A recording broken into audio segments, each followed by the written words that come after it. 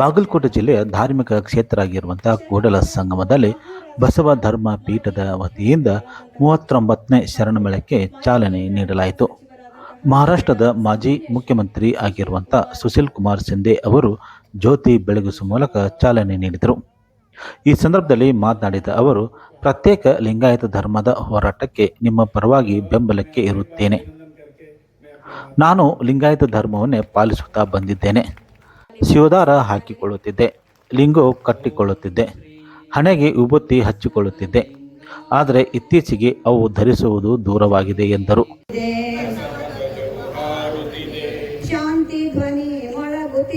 ಶಾಂತಿ ಧ್ವನಿ ಮೊಳಗುತ್ತಿದೆ. ಬನ್ನಿ ಬನ್ನಿ ಬನ್ನಿರಲ್ಲ, ಬನ್ನಿ ಬನ್ನಿ ಬನ್ನಿರಲ್ಲ. ಭೇದ ಭಾವ ತೊಡೆದೀಗ, ಭೇದ ಭಾವ ತೊಡೆದೀಗ. ಧಾರ್ಮಿಕತೆಯ ತತ್ವ ಹಿಡಿದು, ಧಾರ್ಮಿಕತೆಯ ತತ್ವ ಹಿಡಿದು. ಬಸವ ಪತಾಕೆಯ, ಬಸವ ಪತಾಕೆಯ ತತ್ವ. 12ನೇ ಶತಮಾನದಲ್ಲಿ ಜಾತಿ ಕಲಹ ಹೋಗಲಾಡಿಸಲು ಬಸವಣ್ಣನವರು ಸಾಕಷ್ಟು ಪ್ರಯತ್ನ ಮಾಡಿದ್ದಾರೆ.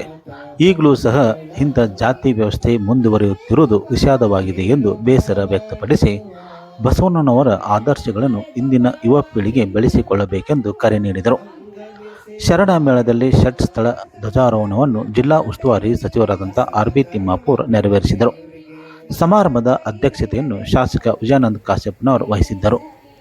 ಸಾನ್ನಿಧ್ಯ ವಹಿಸಿದ್ದ ಮಾತೆ ಗಂಗಾ ಮಾತಾಜಿ ಅವರ ನೇತೃತ್ವದಲ್ಲಿ ಲಿಂಗೈಕ್ಯ ಆಗಿರುವಂಥ ಮಾತೆ ಮಾತಾಜಿ ಅವರ ಸ್ಮರಣಾರ್ಥ ಕೊಡಮಾಡುವ ಬಸವಾತ್ಮೆ ರಾಷ್ಟ್ರೀಯ ಪ್ರಶಸ್ತಿಯನ್ನು ಖ್ಯಾತ ಸಂಗೀತ ಕಲಾವಿದೆ, ಹಿನ್ನೆಲೆ ಗಾಯಕಿ ಸಂಗೀತಾ ಕಟ್ಟಿ ಅವರಿಗೆ ನಗದು ಹಣ ಹಾಗೂ ಪ್ರಶಸ್ತಿ ಫಲಕ ನೀಡಿ ಗೌರವಿಸಲಾಯಿತು.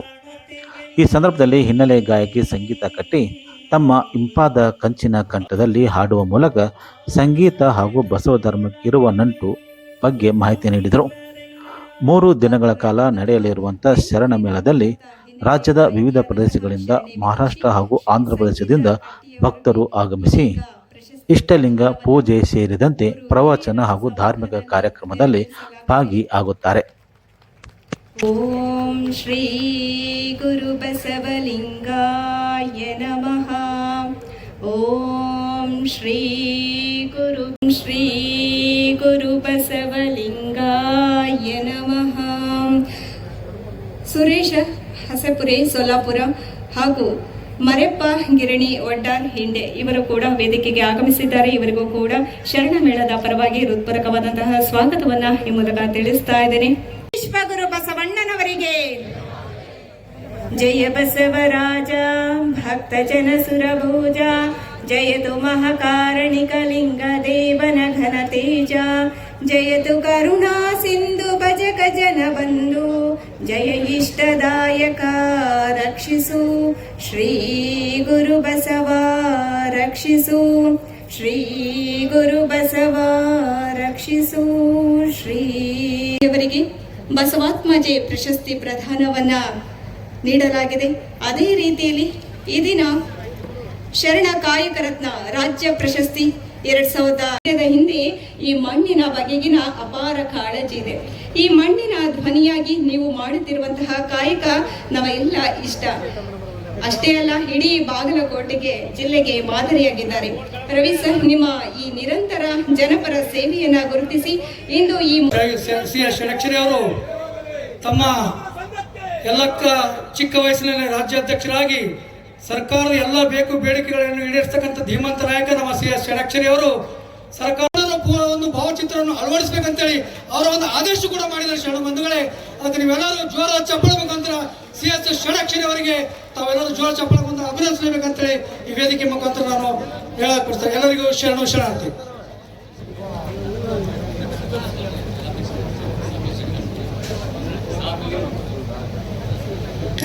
तो अभी जो सब गीत गा रहे थे वो बसवेश्वर जी ने जो संदेश दिया है, जाति धर्म नष्ट करो, इसके बारे में कहा है। आज भी जब हम देखते हैं तो कभी नहीं तो आज भी बसवेश्वर जी की यादगार आती है और उन्होंने ये धर्म चालू किया है वो आज भी बहुत जोर से चालू करना होगा, यही हम प्रार्थना करते हैं। जो उन्होंने जाति धर्म सर्वधर्म समभाव की भावना लेके एक समाज को बहुत स्ट्रांग बनाया। मुझे याद है कि चर्मकार की लड़की और ब्राह्मण मधुवय का उन्होंने शादी करके दिया था, और 12वें सदी में, ये कोई सादी बात नहीं है, 12वें सदी में एक चर्मकार की लड़की के साथ ब्राह्मण मधुवैया के लड़के का शादी करना और समाज को बता देना कि जात पात मत स्वीकारो, हम सब एक है, मानवता के पुत्र है, इस प्रकार की भूमिका उन्होंने की। अभी भी गीत में वो हमारी बहन कह रही थी कि हम सब मानवतावादी हैं, यही देश में चलना चाहिए, कौन हिंदू है कौन मुस्लिम है। हमारे बसवेश्वर जी ने हमारे को जो ज्ञान दिया है, जो एक रास्ता बताया है, वही रास्ता हमारे को अपनाना चाहिए। अभी लिंगायत धर्म के बारे में कह रहे थे बोलू जी, देखिए हम तो, मैं हमेशा आपके साथ रहा हूँ, लिंगायत धर्म के साथ रहा हूँ, मैं खुद कक्कैया हूँ। मैं लिंगायत छोड़ के कहाँ जा सकता हूँ, लेकिन भारत सरकार के कॉन्स्टिट्यूशन में शेड्यूल कास्ट में डाला है, शेड्यूल कास्ट में से हमारे को अपॉर्चुनिटी मिलता है, लेकिन मैं जनरल सीट पे चुन के आता हूँ पार्लियामेंट के लिए। लेकिन हम कर्म से बड़े हो सकते हैं, कर्म से दूसरे जाति में जा सकते हैं, ये संदेश हमारे को बसवेश्वर जी ने सिखाया है। उसी के लिए मैं आज सोलापुर में सिद्धरामेश्वर जी के अक्षता रहते, हर साल मैं वहाँ रह जाता हूँ, और लेकिन मैंने बोला यहाँ आज बहुत अच्छा दिन है, सब शरण यहाँ इकट्ठा हो गए हैं, 29 आपका सम्मेलन है, और इस सम्मेलन में आप जो संदेश लेके जाइए, ये भारतवर्ष में जगह कोई भी जाति का हो, धर्म का हो, हम एक भारत, हम सब एक भारत भूमि के पुत्र हैं, वो भारत भूमि को निभाने के लिए हमें चलना चाहिए, रहना चाहिए, यही संदेश यहाँ माता जी ने दिया है। मुझे यहाँ बताया कि माता जी बहुत अच्छा काम करती है।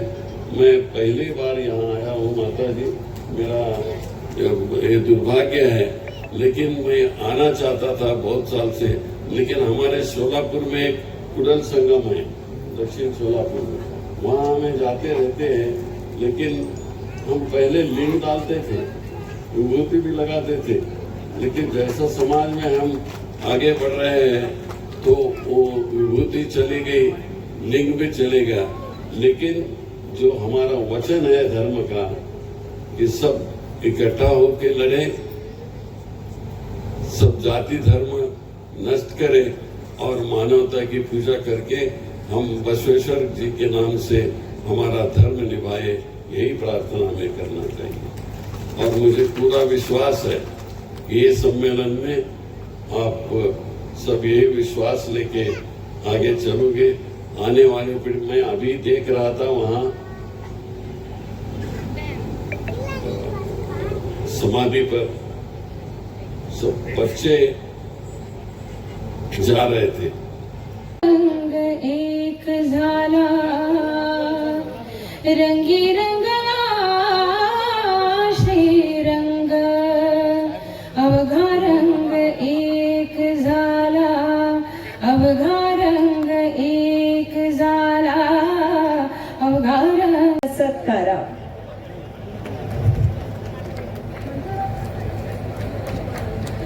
ओम श्री गुरु बसवलिंगाय नमः। ओम श्री गुरु ಬಸವಲಿಂಗಾಯ ನಮಃ. ಹೀಗಾಗಿ ನಾ ಸಂಗೀತದಲ್ಲಿ ಹೇಳ್ತೀನಿ ಎಲ್ಲರಿಗೂ, ನನಗೇನು ಗೊತ್ತಿಲ್ಲ ಅಂತ ಮುಂದುವರಿಯಪ್ಪ, ಹೆಚ್ಚು ರಾಗ ರಾಗಿಣಿ ಪದ್ಧತಿ ನೀವು ಆಗ್ತಾವ, ಅವಾಗ ಗುರು ಹೆಚ್ಚು ಜ್ಞಾನವನ್ನ ನಿಮ್ಮ ಧಾರೆ ಎರಿತಾನ, ಇದು ಸತ್ಯ. ಬಸವ ತತ್ವಕ್ಕೂ ಷಟ್ಸ್ಥಲ ಜ್ಞಾನದ ಪರಿವಿಡಿಯನ್ನು ನೋಡಿದಾಗ ಸಂಗೀತಕ್ಕೂ ಅದಕ್ಕೂ ಅವಿನಾಭಾವ ಸಂಬಂಧ. ಒಬ್ಬ ಸಂಗೀತಗಾರ್ತಿಯಾಗಿ ಬಸವ ತತ್ವವನ್ನ ಹೆಂಗ್ ಅಳವಡಿಸ್ಕೋಬೇಕು ಅಂತಂದ್ರೆ, ಮೊದಲನೇದಾಗಿ ಕಾಯಕವೈ ಕೈಲಾಸ. ನಮ್ಮ ಕೆಲಸ ನಾವು ಮಾಡಬೇಕು. ನನ್ನ ಕೆಲಸ ಏನಪ್ಪ? ಹಾಡೋದು. ಸಂಗೀತ ಸಾಧನೆ ಗುರುವಿನ ಒಂದು ಮಾರ್ಗದರ್ಶನದಲ್ಲಿ ಸ್ವರ ಸಾಧನೆ, ಸ್ವರ ಭಾಷೆ, ರಾಗ ಭಾಷೆಯನ್ನ ಅದ್ರ ಬೆನ್ನ ಹತ್ಕೊಂಡು ಹೋಗೋದು. ಗುರುಗಳಾದ ಕಿಶೋರಿ ಅಮೋಣ್ಕರ್, ಗಾನ ಸರಸ್ವತಿ ಕಿಶೋರಿ ಅಮೋಣ್ಕರ್ ಅವ್ರು ಹೇಳ್ತಿದ್ರು, ನನ್ನದೆಂಬುದು ಯಾವುದೂ ಅಲ್ಲ ಇದ್ರಾಗ. ಸಂಗೀತವೆನ್ನುವ ಒಂದು ಇದ್ರೊಳಗ ದಾರಿಯೊಳಗ ಮಾರ್ಗಸೂಚಿಯಾಗಿ ನಾವು ಕೊಟ್ಟಿರ್ತೀವಿ, ನೀವು ಹೋಗ್ಬೇಕು. ಸ್ವರ ತನ್ನಿಂದ ತಾವೇ ನಿಮ್ಮನ್ನ ರಕ್ಷಣೆ ಮಾಡ್ತಾವ. ಸ್ವರ ರಕ್ಷಣೆ ಮಾಡ್ತಾವ ಅಂತಂದ್ರೆ ಹೆಂಗ? ಅದ್ ಹೆಂಗ್ ತಿಳಿಬೇಕು? ಗಮ ಗಮ ಗರಿಗ ಸರಿ ಗಮ ನಂಗೆ ಬಂದ್ಬಿಡ್ತವ.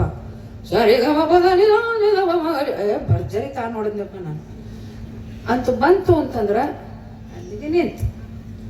ಸೊ ಇದೇನೋ ಅದಲ್ಲಪ್ಪ, ಏನ್ ಹಾಡಿದೆ, ತಪ್ಪು ಹಾಡಿದ್ನ, ಸರಿ ಹಾಡಿದ್ನ, ತಡೀರ್ ನೋಡ್ ಒಂಚೂರು ಮುಂದೆ ಹೋದ್ರೆ ಉತ್ತರ ಸಿಗ್ಬೋದು ಅಂತ ಮತ್ತೊಂದು 4 ಹೆಜ್ಜೆ ಮುಂದಿಡೋದು. ಒಂದು ಹೆಜ್ಜೆ ಇಟ್ಟು ಹೋದಂಗೆಲ್ಲ ದಾರಿ ಸುಗಮವಾಗಿ ಆಗ್ತಾ ಹೋಗ್ತದೆ. ಅದರ ಅರಿವು ನಿಮಗೆ ಜಾಸ್ತಿ ಆಗ್ತಾ ಹೋಗ್ತದೆ.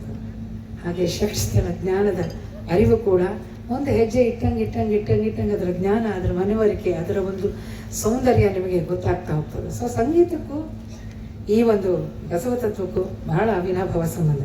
ಮತ್ತೆ ಹೇಳ್ಬೇಕಂದ್ರ, ಅತ್ತಲೇತ ಹೋಗದಂತೆ ಹೆಳವನ ಮಾಡಯ ತಂದೆ, ಅತ್ತಲೇತ ಹೋಗದಂತೆ ಸುತ್ತಿ ಸುಳಿದು ನೋಡದಂತೆ, ಸುತ್ತಿ ಸುಳಿದು ನೋಡದಂತೆ ಅಂಧಕನ ಮಾಡಯ ತಂದೆ, ಅತ್ತಲೇತ ಹೋಗದಂತೆ ಮತ್ತೊಂದು ಕೇಳದಂತೆ, ಮತ್ತೊಂದು ಕೇಳದಂತೆ ಕಿವುಡನ ಮಾಡಯ ತಂದೆ, ಮತ್ತೊಂದು ಕೇಳದಂತೆ ಕಿವು